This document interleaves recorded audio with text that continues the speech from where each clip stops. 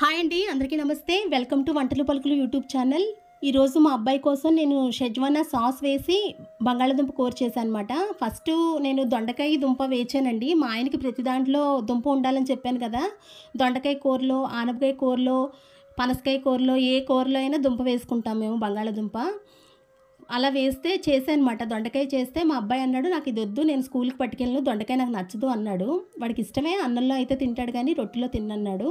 అందు గురించి బంగాళదుంప వేచాను. వేచితే మా అబ్బాయి షెజ్వానా చట్నీ వేసి చేయమంటే అలా చేశానమాట. మా ఆయనకైతే దొండకాయ దుంప వేచేసి రొట్టె చేసి ఇచ్చేసాను. ఈ కూర చాలా బాగుందండి, మీరు కూడా ట్రై చేయండి. మా ఇంట్లో వాళ్ళందరికీ కూడా చాలా బాగా నచ్చింది. మా ఊర్లో చింతపండు చూడండి ఎలా ఉంటుందో.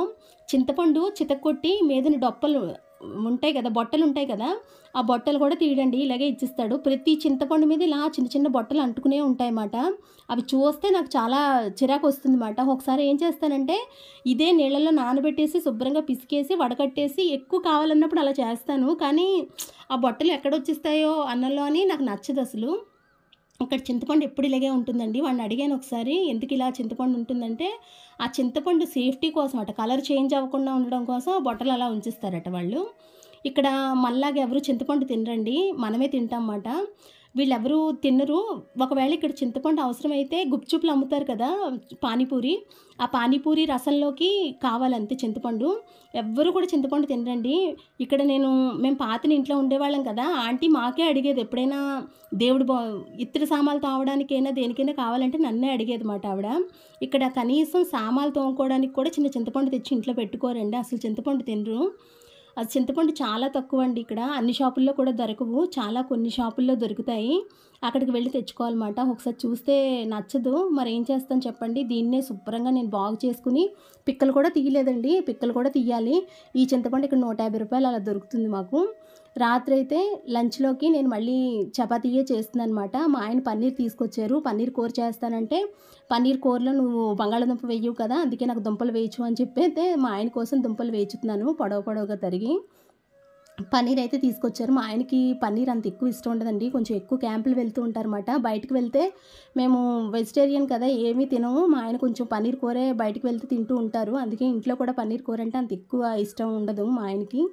అందుకే మా ఆయన కోసం నేను బంగాళదుంపలు వేచుతున్నాను అనమాట. పొడవుగా కట్ చేసి వేస్తే బాగుంటాయని. నేను నా పెళ్ళైన కొత్తలో 40-50 చపాతీలైనా చేసేదాన్నండి. పెళ్ళి కాకముందు కూడా నేను చపాతీలు ఎక్కువ ఇంట్లో చేసేదాన్ని. మా ఇంట్లో అయితే మా అమ్మమ్మ గారి ఇంటికి వెళ్ళినా, ఎవరింటికి వెళ్ళినా సరే ఫస్ట్ మా ఫ్రెండ్స్ ఇంటికి వెళ్ళి కూడా నేను చపాతీలు చేసిన రోజులు ఉన్నాయండి. ఎవరింటికి వెళ్ళినా నన్ను చపాతీల దగ్గర కూర్చోబెట్టేవారు అనమాట. నేను చాలా ఎక్కువ చపాతీలు చేసేదాన్ని పెళ్ళి కాకముందు కూడా. అందుకేనేమో నాకు ఇటు సైడ్ మా మా ఆయన దొరికారన్నమాట, ఒరిస్సా భర్త. అంటే మన తెలుగు వాళ్ళేలేండి, ఒరిస్సాలో సెటిల్డ్ మాట వాళ్ళు.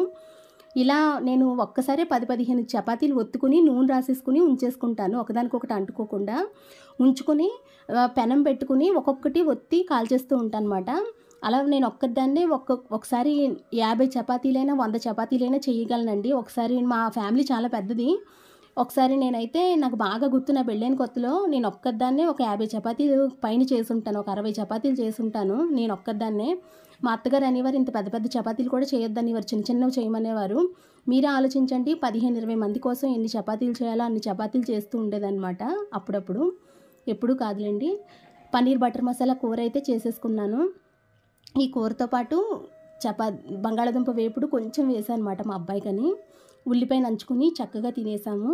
మా డే అయితే శుభ్రంగా ఎండ్ అయిందండి. మీ అందరికీ కూడా మంచి జరగాలని మనస్ఫూర్తిగా కోరుకుంటున్నాను. మీకు కనుక ఈ వీడియో నచ్చినట్లయితే నా ఛానల్ సబ్స్క్రైబ్ చేసుకుని పక్కనే ఉన్న బెల్ ఐకాన్ క్లిక్ చేసినట్లయితే నేను పెట్టిన ప్రతి వీడియో కూడా మీకు నోటిఫికేషన్ కింద వస్తుంది. Thanks for watching.